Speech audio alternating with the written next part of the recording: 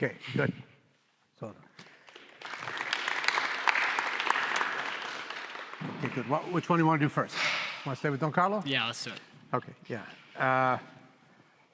Okay. You know anything about what's going on? Yeah. Good. Let me hear it. So, end of the first act. Tell them all they need to know. End of the first act, Don Carlo has met with the woman that he was supposed to marry in order to be a part of a peace treaty between Spain and France. Good. And instead, they find out that this person is going to be married to his father instead. And so he's very upset because he's in love with this person, having just, of course, met her one time, is madly in love with her. And this is then, that just happened. This is the start of the second act. And we're transitioning to a scene where we hear about his grandfather, Emperor Carlos, who is... He just should mention that the man who's going to marry this woman happens to be King Philip II of Spain, the most powerful man in the world. Right. That's a little incidental. A little important. Whose father was... His father was the king of Charles Spain. V was the emperor who abdicated. Okay. Right. Right. Okay, you're on. That's right. good. And then we hear about, we're transitioning to hearing about Charles and his life and how as great as he was, he couldn't overcome death, and some maybe editorializing. That may not be actually what happened. very okay. The important thing about this piece is that it is a cloister. Right. It is a monastery, and it has to have the atmosphere of that. Now, by the way, there are two versions of the opera. The Met does the 5-act version, which starts with the scene where Don Carlo, who is the son of the king, meets Elizabeth de Valois, who's French. They fall in love, and then at the end of that scene, it's going to be announced that Philip changed his mind. He's not going to give this woman to his son. He's going to keep her for himself. And then the whole drama ensues. Now, there is a 4-act version that skips that scene, and this is actually the beginning of the scene. This is the beginning of the opera. Right. That all stuff is going to be recounted, not seen. That's not important. But what is important is that from the very first note, you establish the austerity of this monastery. And it's a four-part, it starts with a unison for horns, but then it breaks into four-part harmony. It's a minor masterpiece in itself, 16 bars. It sets the entire atmosphere of the times and the very austere, severe reign of Philip II, who was very religious in a very severe way. All right, so we want to feel that series, not romantic. So it's like marble or granite. Ba, ba, ba, ba, boom, serious. Can you show me that? Yeah.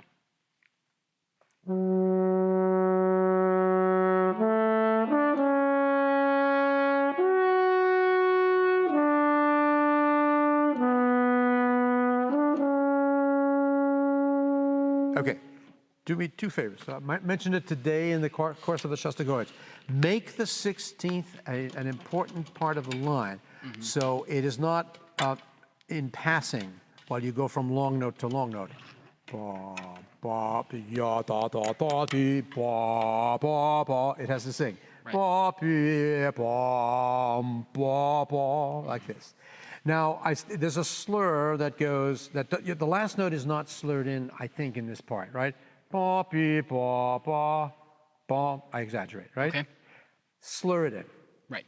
In other words, because remember, when you're not quite sure about an articulation, sing it to yourself and see what makes sense. Remember, singing is at the source of all instrumental playing, at least up until the 20th century.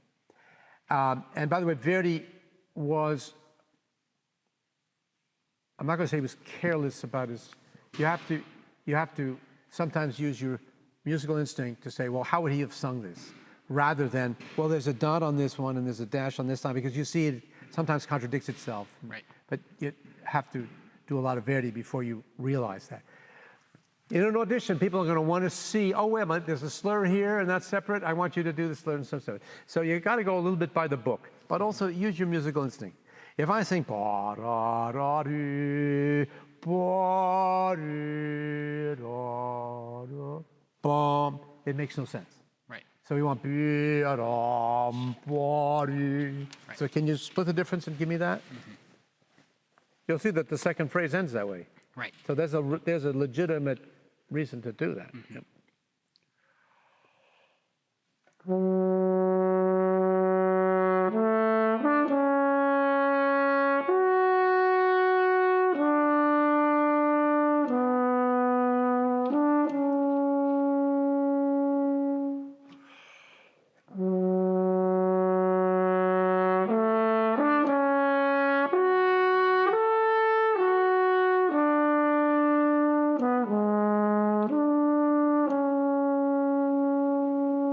Very good. In both cases, I would try to sustain longer before you make your diminuendo. Right. So you actually should be getting through the third bar without a diminuendo. Right. Of both phrases, right? See if you can do this.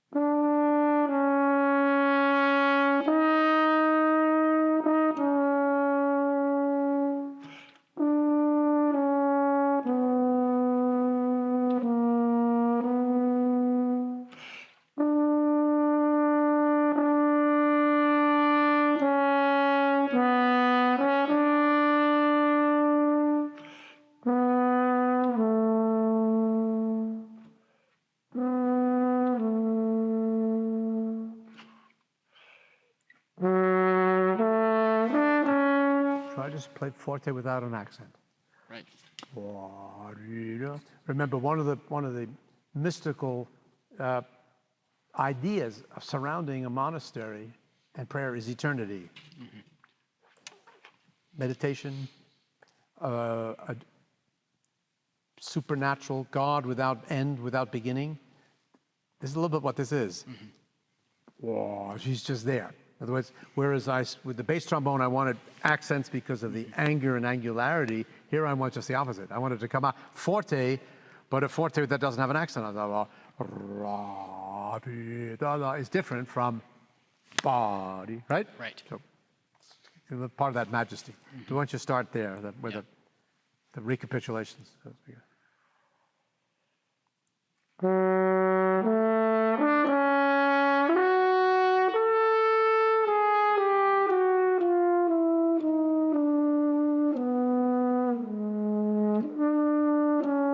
Okay, I want to do this again.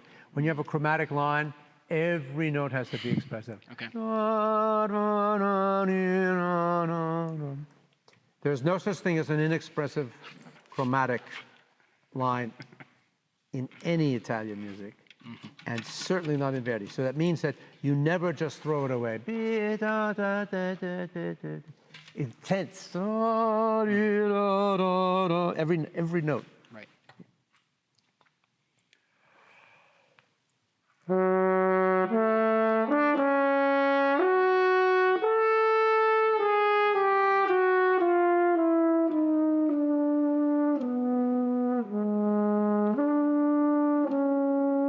I'm going to give you A+ on that. I want to give you A++. Don't drop it at the end. Got it. No, but all the way to the end of it. Okay. Intense. Not loud. Right. Intense.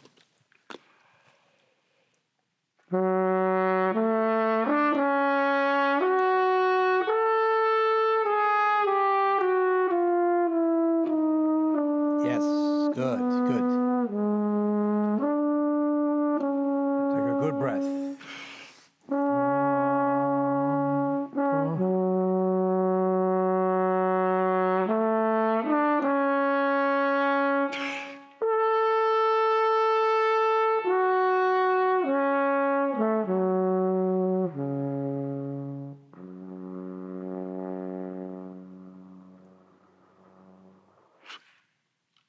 Keep going.